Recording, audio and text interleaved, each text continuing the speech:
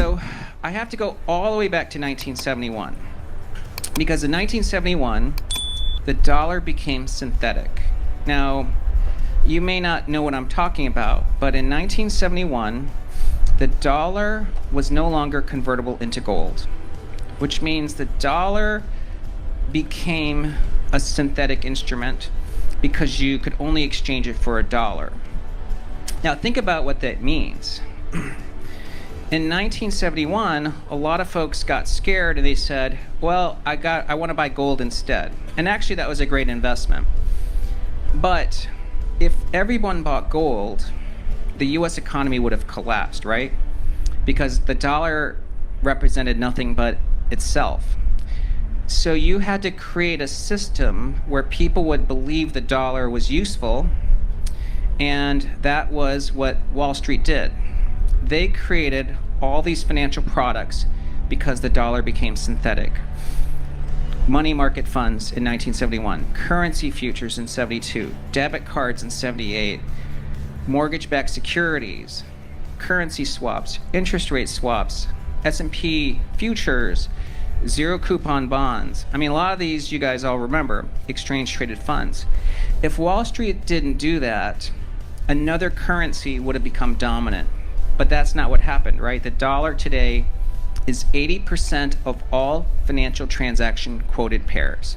So when we went to a gold, off the gold standard, the dollar became the dominant pair.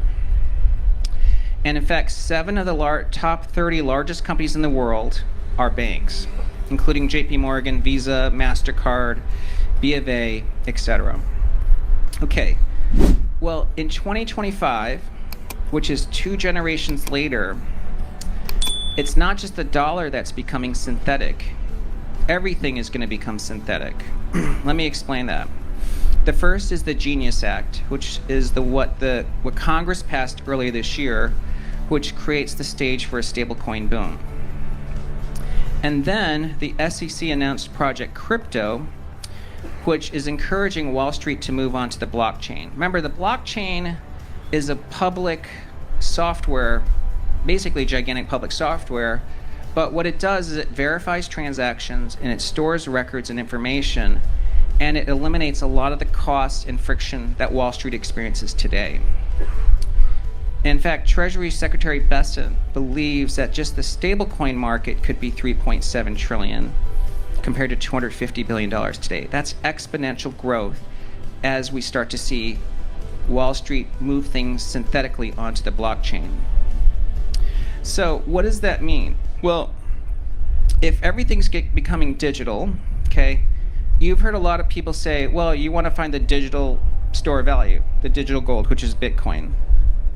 And that makes a lot of sense. That's what Fundstrat has been advocating for since 2017.